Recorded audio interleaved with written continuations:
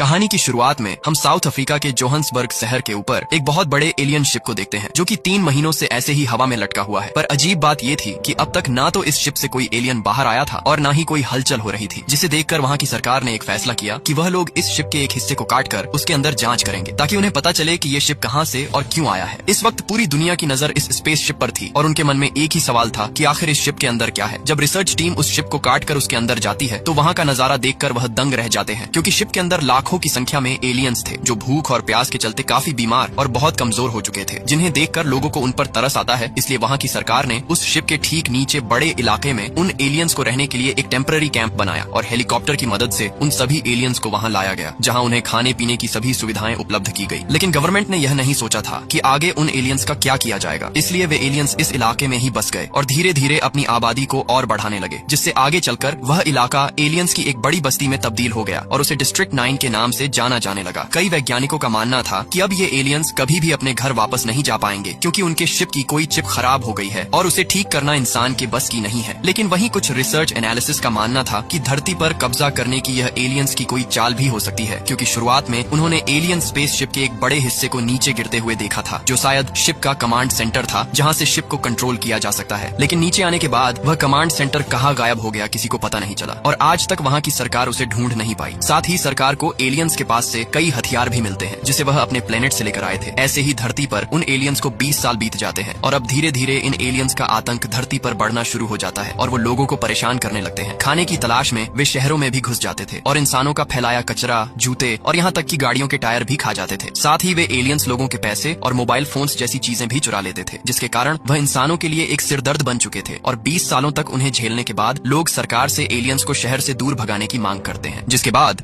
वहाँ की सरकार उन एलियंस को शहर से दूर किसी दूसरी जगह शिफ्ट करने का फैसला करती है और इस मिशन की जिम्मेदारी MNU कंपनी को सौंपती है, जो हथियार बनाने वाली दुनिया की सबसे बड़ी कंपनी थी। इसके बाद MNU की टीम एलियंस के लिए शहर से दूर एक नया कैंप तैयार करती है ताकि वहाँ उन एलियंस को रख सके। लेकिन इतने सारे एलियंस को वहाँ शिफ्ट करना एक बहुत बड़ी चुनौती थी, इसीलिए MNU का चीफ इस मिशन को पूरा करने का कमांड विकस नाम के एक ऑफिसर को देता है। विकस MNU में एलियन अफेयर्स के तौर पर काम करता था, जिसमें उनकी टीम एलियंस से संपर्क करके उनसे बातचीत किया करती थी, इसलिए विकस को एलियंस की भाषा भी अच्छी तरह से समझ आती थी। विकस उसी वक्त हाई सिक्योरिटी फोर्स के साथ डिस्ट्रिक्ट 9 इलाके में पहुंचता है, क्योंकि वहां उसे एलियंस को नोटिस भेजना था कि वह लोग उन्हें यहां से दूसरी जगह शिफ्ट कर रहे हैं, जिसके लिए उसे एलियंस के दस्तखत चाहिए थे। विकस सिक्योरिटी फोर्सेस के साथ जब गाड़ी से बाहर निकलता है तो उन्हें देखते ही सारे एलियंस में भगदड़ मच जाती है और वह सभी अपनी अपनी झोपड़ियों में जाकर छुप जाते हैं। इसी दौरान एक एलियन सिक्योरिटी फोर्स की गाड़ी के टायर को खाने लगता है और जब एक सोल्जर उसे रोकने की कोशिश करता है तो वह एलियन उसे जोर से लात मारता है, जिससे उस सोल्जर का हाथ धड़ से अलग हो जाता है। विकस फिर भी शांत रहता है, क्योंकि उसे इन एलियंस के आक्रामक स्वभाव के बारे में अच्छी तरह से पता होता है। जिसके बाद विकस एलियन के पास दस्तखत लेने जाता है, लेकिन वह एलियंस यहाँ से नहीं जाना चाहते, इसलिए वह विकस पर गुस्सा हो जाते हैं। मगर फिर भी विकस उन्हें कैट फूड का लालच देकर कुछ एलियंस से दस्तखत करवा लेता है, क्योंकि उन एलियंस को कैट फूड काफी पसंद होता है। वही डिस्ट्रिक्ट 9 में गवर्नमेंट ज्यादा दखल नहीं देती है, इसलिए वहाँ गुंडागर्दी और गैर कानूनी काम ज्यादा होते हैं, जहाँ ओबे सांजो नाम का एक खतरनाक नाइजीरियन अपराधी वहाँ अपनी गैंग के साथ मिलकर पैसे और कुछ कीमती चीजों के बदले एलियंस को मीट और बाकी खाने की चीजें बेचा करता था। इसी वजह से ये एलियंस लोगों से पैसे और उनके कीमती चीजों को छीन लेते थे ताकि उनसे वह खाना खरीद सके। इन एलियंस को कैट फूड इतना पसंद था कि उसके बदले वे ओबे सांजो को अपने हथियार भी दे देते थे, लेकिन ये हथियार इतने एडवांस तरीके से बनाए गए थे कि उन्हें एलियंस के अलावा कोई नहीं चला सकता था और ऐसे हथियार सरकार के पास भी होते हैं जो उन्होंने एलियन से बरामद किए थे। MNU दुनिया की सबसे बड़ी हथियार बनाने वाली कंपनी थी जो इन हथियारों का इस्तेमाल करना चाहती है, इसलिए वो इन एलियंस के हथियारों पर रिसर्च कर रहे होते हैं। वही विकस जब एक एलियन की झोपड़ी को खोलता है तो उसके अंदर ढेर सारे एलियंस के अंडे होते हैं, जहाँ उन्होंने जानवरों के गोश्त को भी लटका रखा होता है जो पाइप के जरिए उन अंडों से जुड़े होते हैं ताकि उन गोश्त से एलियंस के बच्चों को न्यूट्रिशन मिलता रहे। मगर एलियंस को यहाँ बच्चे पैदा करना गैर कानूनी होता है, इसलिए विकस एलियन पॉपुलेशन कंट्रोल टीम को बुलाकर उन अंडों में आग लगवा देता है। दूसरी तरफ हम क्रिस्टोफर नाम के एक एलियन को देखते हैं जो अपने एक छोटे बच्चे और अपनी पत्नी के साथ मिलकर इलेक्ट्रॉनिक के कचरे के ढेर में कुछ ढूंढ रहे होते हैं। तभी वह छोटा बच्चा एक मशीन का गोल पार्ट ढूंढ लेता है और अपने डैड को देता है। उस पार्ट को देखकर उसके डैड काफी खुश हो जाते हैं। इसके बाद ये सब अपनी झोपड़ी में आते हैं जहाँ पर इन्होंने एक लैब बना रखी होती है और वो वहाँ पर कुछ आविष्कार कर रहे होते हैं। क्रिस्टोफर उस पार्ट को खोलता है जिसके अंदर से कुछ लिक्विड निकलता है जो पाइप के थ्रू उनकी बनाई हुई मशीन में जाता है, जिसमें से एक और बूंद निकलकर एक छोटे से डिवाइस के चैम्बर में गिरती है और उसमें लाइट जल जाती है। क्रिस्टोफर अपनी पत्नी से कहता है कि मुझे 20 साल लग गए इसे बनाने में। वे लोग उस ब्लैक लिक्विड की मदद से अपने किसी बड़े मकसद को अंजाम देने की फिराक में थे, मगर तभी विकस अपनी टीम के साथ वहाँ पहुँच जाता है, जिससे क्रिस्टोफर बहुत ज्यादा घबरा जाता है। वह ब्लैक फ्लूइड से भरे उस डिवाइस को उसी झोपड़ी में छुपा देता है और अपनी पत्नी को दरवाजा खोलने के लिए भेजता है। है। जब क्रिस्टोफर की पत्नी दरवाजा खोलती है तो विकस उसे बाहर आने के लिए कहता है, मगर क्रिस्टोफर की पत्नी विकस और उसकी टीम को वहाँ से जाने के लिए कहती है, जिससे विकस को उस पर शक होने लगता है। एमएनयू की टीम बंदूक के बल पर क्रिस्टोफर की पत्नी को घर से बाहर निकालती है, जिसके बाद विकस उस झोपड़ी की तलाशी लेने लगता है। इसी दौरान उसे वह लैब दिखाई देती है, जिसे देखकर विकस हैरान रह जाता है और उस लैब की अच्छे से छानबीन करने लगता है। तभी एक बक्से में उसे वह ब्लैक फ्लूइड से भरा वह डिवाइस भी मिल जाता है, और जब वह उसे चेक कर रहा होता है तभी उस डिवाइस का बटन गलती से दब जाता है, जिससे वह लिक्विड सीधा स्प्रे होकर विकस के चेहरे पर गिरता है, जिसके बाद उसे तेज खांसी होने लगती है। विकस तुरंत अपने चेहरे को साफ करता है, तब उसे थोड़ी राहत मिलती है। वह उस डिवाइस को जब्त करके एमएनयू की लैब में भिजवा देता है। साथ ही उसे उस झोपड़ी में ढेर सारे हथियार भी मिलते हैं। विकस बाहर जाकर क्रिस्टोफर की पत्नी से इतने सारे हथियार रखने की वजह पूछता है, लेकिन तभी क्रिस्टोफर की पत्नी विकस की टीम पर हमला कर देती है, और जब विकस उसे रोकने की कोशिश करता है तो वह विकस के हाथ पर जोरदार वार करके उसे दूर फेंक देती है। तभी हेलीकॉप्टर से नजर रख रही सिक्योरिटी टीम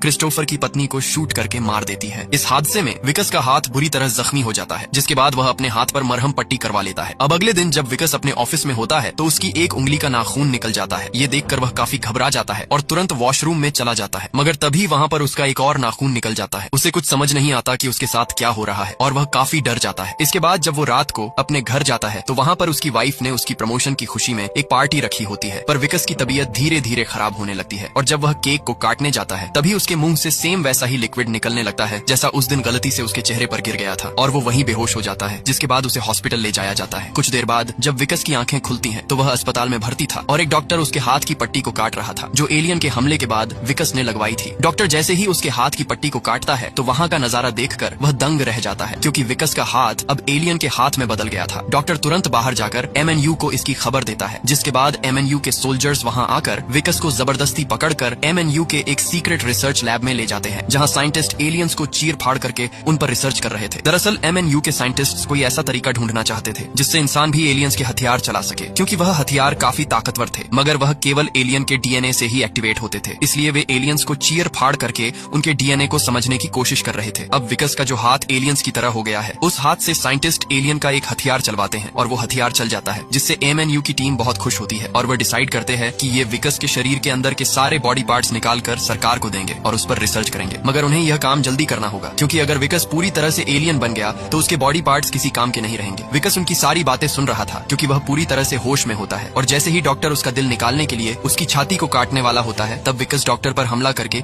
अपनी जान बचाकर वहाँ से भाग जाता है। अब ये बात पूरे शहर में फैल जाती है कि एक आधा एलियन और आधा इंसान हॉस्पिटल से भाग गया है। विकस अपने आप को बचाने की बहुत कोशिश करता है, पर वह जहाँ भी जाता है लोग उसे पहचान लेते हैं, जिससे परेशान होकर वह डिस्ट्रिक्ट 9 में पहुंच जाता है, जहाँ पर कुछ घर सरकार ने बंद कर दिए थे जिनमें पहले एलियंस रहते थे, और वो वहाँ जाकर छुप जाता है। जिसके बाद वो अपनी वाइफ को फोन करता है और उसे बताता है कि ये सब उसके साथ कैसे हुआ, उसे कुछ समझ नहीं आ रहा। तब उसकी वाइफ उसे कहती है कि वो उससे बात नहीं करना चाहती, और ना ही वो कभी उससे मिलना चाहती है, क्योंकि उसे लगता है कि विकस ने किसी एलियन के साथ शारीरिक संबंध बनाए हैं, इसीलिए उसके साथ ये सब हो रहा है। दरअसल ये बात उसे उसके डैड ने बताई होती है, जो विकस के फादर इन लॉ होने के साथ साथ एमएनयू कंपनी में उसके सीनियर भी होते हैं। ये सब सुनकर विकस बहुत दुखी हो जाता है। अब उसका जो हाथ एलियन के हाथ की तरह बन गया है, वह उस हाथ को कुल्हाड़ी से काटने का फैसला करता है, लेकिन वह हिम्मत नहीं कर पाता, मगर फिर भी वह जैसे तैसे करके एक उंगली काट देता है, जिससे उसे बहुत दर्द होता है। तभी उसे वहाँ पर आर्मी के कुछ हेलीकॉप्टर आते हुए दिखाई देते हैं, जो उसे ही पकड़ने के लिए आ रहे होते हैं, और विकस उन्हें देखकर भागने लगता है। वो अपने ही लोगों से छिप रहा होता है, जो कुछ दिन पहले उसके ही नीचे काम किया करते थे, और वो छुपते छुपते एक घर में पहुंच जाता है, जहाँ क्रिस्टोफर पहले से ही उस घर में मौजूद होता है। तभी विकस क्रिस्टोफर से कहता है कि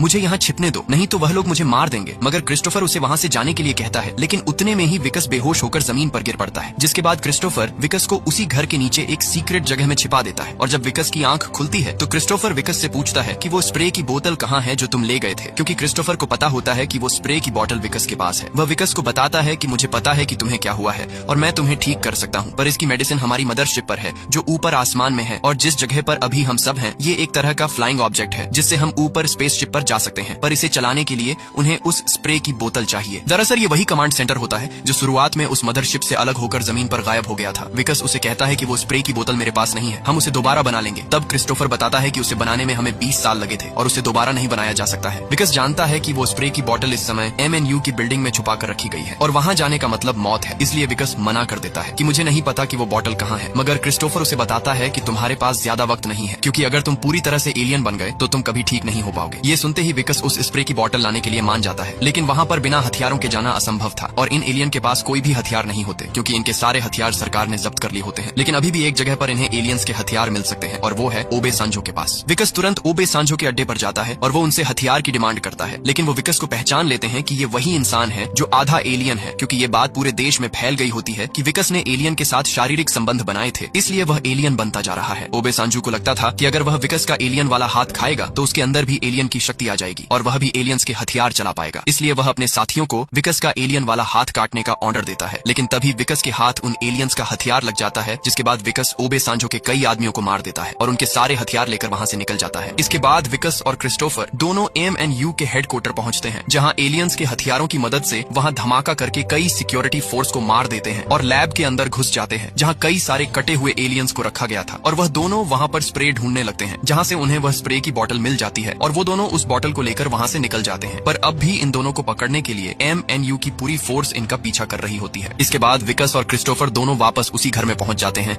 जहां जमीन के नीचे उनका फ्लाइंग ऑब्जेक्ट होता है। और जिसके बाद विकस क्रिस्टोफर से पूछता है कि जब हम मदरशिप पर पहुंच जाएंगे तो मेरा हाथ ठीक होने में कितना वक्त लगेगा। तब क्रिस्टोफर उसे बताता है कि 3 साल। ये सुनते ही विकस परेशान हो जाता है और क्रिस्टोफर से पूछता है कि इतना समय क्यों लगेगा। तब वह उसे बताता है कि पहले मुझे अपने लोगों को बचाना होगा, क्योंकि मैं अपने लोगों को साइंस का एक्सपेरिमेंट नहीं बनने दूंगा। दरअसल जिस लैब से ये लोग वह फ्लूइड की बोतल लेकर आए होते हैं, वहाँ पर क्रिस्टोफर ने अपने साथियों की कटी हुई बॉडी को देखा होता है, जिस पर AMNU के लोग रिसर्च कर रहे होते हैं। इसलिए क्रिस्टोफर विकस से कहता है कि हमें जल्दी अपने घर वापस जाना होगा, नहीं तो ये लोग हमारे सभी साथियों को मार देंगे। तब विकस कहता है कि तो मेरा क्या होगा, जिस पर क्रिस्टोफर बताता है कि मैं वादा करता हूँ कि 3 साल बाद मैं वापस आऊंगा और तुम्हें ठीक कर दूंगा। ये सुनते ही विकस गुस्सा हो जाता है और बंदूक से क्रिस्टोफर के सर पर वार करके उसे बेहोश कर देता है। इसके बाद विकस उस लिक्विड की बोतल को लेकर बेसमेंट में जाता है, जहाँ पर फ्लाइंग ऑब्जेक्ट होता है। वहाँ क्रिस्टोफर का बेटा भी मौजूद था और उसे भी इस पूरे प्रोजेक्ट की पूरी नॉलेज होती है। इधर AMNU की टीम भी वहाँ पर पहुंच जाती है। वही क्रिस्टोफर भी अब तक होश में आ चुका होता है। AMNU की टीम क्रिस्टोफर को धमकाते हुए विकस के बारे में पूछती है। इस पर क्रिस्टोफर उसे नीचे कमांड मॉड्यूल की ओर इशारा करता है, जिसके बाद AMNU का कर्नल उस मॉड्यूल को खोलने की कोशिश करता है, लेकिन उससे वह नहीं खुलता। जिसके बाद कर्नल ने क्रिस्टोफर को धमकाते हुए उस मॉड्यूल को खोलने को कहा, लेकिन क्रिस्टोफर उसे नहीं खोलता, क्योंकि उसने अगर उस मॉड्यूल को खोला तो AMNU की टीम उसके बेटे को भी पकड़ लेगी। वही नीचे विकस उस लिक्विड की बोतल को क्रिस्टोफर के बेटे को देता है, जिसे क्रिस्टोफर का बेटा उस फ्लाइंग ऑब्जेक्ट में फिट करता है। जिसके बाद एक चेयर पीछे आती है और विकस उस चेयर पर बैठकर उस फ्लाइंग ऑब्जेक्ट को स्टार्ट कर देता है। इसके बाद वहाँ पूरी जमीन हिलने लगती है और कुछ ही पलों में उनका फ्लाइंग ऑब्जेक्ट जमीन को फाड़कर हवा में उड़ने लगता है। विकस उस फ्लाइंग ऑब्जेक्ट को मदरशिप की ओर ले जाने की कोशिश करता है, लेकिन तभी AMNU की टीम मिसाइल से उस पर हमला कर देती है और एक मिसाइल फ्लाइंग ऑब्जेक्ट को लग जाती है, जिससे फ्लाइंग ऑब्जेक्ट बेकाबू होकर सीधा जमीन पर आ गिरता है, जिससे विकस पूरी तरह घायल हो जाता है और आखिरकार AMNU की टीम उसे पकड़ लेती है। वह विकस और क्रिस्टोफर को गिरफ्तार करके वापस AMNU की लैब में ले जाने लगते हैं, पर क्रिस्टोफर का बेटा फ्लाइंग ऑब्जेक्ट में ही छिप गया था, जिस वजह से वह बच जाता है। वहीं विकस को अब सब कुछ खत्म सा लगने लगा था, पर तभी ओबे सांजो के आदमी AMNU की टीम पर हमला कर देते हैं, क्योंकि उनको ओबे सांजो ने विकस को पकड़कर लाने के लिए भेजा था, ताकि वह विकस का मांस खा सके। उसके साथ ही विकस को AMNU की टीम से छुड़ाकर ओबे सांजो के अड्डे पर ले आते हैं। अब यह लोग विकस का हाथ काटने ही वाले होते हैं कि तभी उनके ऊपर हमला हो जाता है और सभी के सभी वही ढेर हो जाते हैं। यह हमला उनके पीछे खड़े एलियन रोबोट ने किया था, जिसे ओबे सांजो ने कैट फूड के बदले एलियन से छीन लिया था। इस रोबोट को कमांड मॉड्यूल से क्रिस्टोफर का बेटा कंट्रोल कर रहा था। वह रोबोट की मदद से ओबे सांजो